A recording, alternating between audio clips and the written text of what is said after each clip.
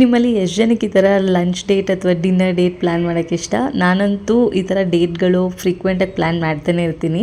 ಯಾಕಂದರೆ ನಾವಿಬ್ಬರು ವರ್ಕಿಂಗ್ ಇರೋದ್ರಿಂದ ನಮಗೆ ಬೇರ್ಲಿ ಟೈಮ್ ಸಿಗುತ್ತೆ. ನನಗೂ ಕೆಲಸದಿಂದ ಬಂದಿದ ತಕ್ಷಣ ಮನೆ ಕೆಲಸ ಅದು ಇದಾಗುತ್ತೆ. ನಮ್ಮ ಹಸ್ಬೆಂಡು ಲೇಟಾಗೆ ಬರ್ತಾರೆ. ಆಲ್ಮೋಸ್ಟ್ ಈ comes at 7-8 like that. So ಇಬ್ಬರು ಟೈಮ್ಸ್ ಟುಗೆದರ್ ಸ್ಪೆಂಡ್ ಮಾಡೋಕ್ಕೆ ಸಿಗೋದಿಲ್ಲ. ಸೊ ಅದಕ್ಕೆ ವೀಕೆಂಡಲ್ಲಿ ಈ ಥರ ಪ್ಲ್ಯಾನ್ ಮಾಡಿದ್ದೆ. ಆ್ಯಂಡ್ ಬೇರ್ಲಿ ನಾನು ನಾನ್ ವೆಜ್ ಐಟಮ್ ಈ ಸಲ ಮೆನ್ಯೂ ಬಂದುಬಿಟ್ಟು ಪ್ಯೂರ್ ನಾನ್ ವೆಜ್ ಐಟಮ್ ಅಂದ್ಕೊಂಡಿದ್ದೆ. ಅದಕ್ಕೆ 4 ವೆರೈಟೀಸ್ ಆಫ್ ನಾನ್ ವೆಜ್ ತರಿಸಿದ್ದೀನಿ. ಚಿಕನ್ನು, ಫಿಶ್ಶು, ಪ್ರಾನ್ಸು ಮತ್ತು ಕ್ರ್ಯಾಬ್. ಈ 4 ಐಟಮ್ಸ್.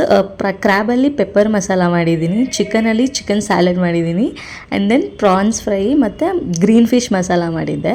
ನಮ್ಮ ಹಸ್ಬೆಂಡ್ ಒಂದೊಂದು ಟೇಸ್ಟ್ ಮಾಡ್ತಿದ್ದಾರೆ. ಅವ್ರಿಗೆ ಆ್ಯಕ್ಚುಲಿ ಫಿಶ್ಶು, ಚಿಕನ್ನು, ಪ್ರಾನ್ಸ್ ಇಷ್ಟ ಆಯ್ತಂತೆ. ಬಟ್ ಕ್ರ್ಯಾಬ್ ನಾನು ಕುಕ್ ಮಾಡಿದ್ದು ತಿಂದಿದ್ದು ಫಸ್ಟ್ ಟೈಮು. ನಾನು ಕ್ರ್ಯಾಬ್ ಇದಕ್ಕೆ ಮುಂಚೆ ತಿಂದಿರಲಿಲ್ಲ ಯಾವತ್ತು. ಬಟ್ ತಿಂದೆ, ಟೇಸ್ಟ್ ಮಾತ್ರ ಸೂಪರಾಗಿತ್ತು. ಡಿಸೈಡ್ ಮಾಡಿದ್ದೀನಿ ಇನ್ಮೇಲೆ ಫ್ರೀಕ್ವೆಂಟಾಗಿ ಮಾಡ್ತಾ ಇರ್ಬೇಕು ಕ್ರ್ಯಾಬ್ ಅಂತ.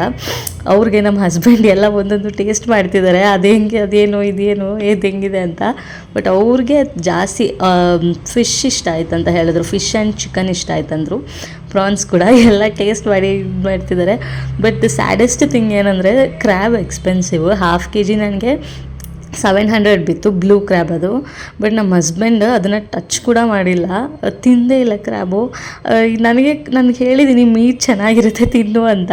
ನೋಡಿದ್ರೆ ಹೋಗಿ ಅದೊಂಥರ ಇದೆ ಅಂದ್ಬಿಟ್ಟು ತಿಂದಿಲ್ಲ ಅವರು ಕ್ರ್ಯಾಬೆಲ್ಲ. ನಂಗೆ ಬೇಜಾರಾಯಿತು, ಬಿಕಾಸ್ ಅದು ಎಕ್ಸ್ಪೆನ್ಸಿವ್ ಅಲ್ವಾ. ಸೊ ಅದಕ್ಕೆ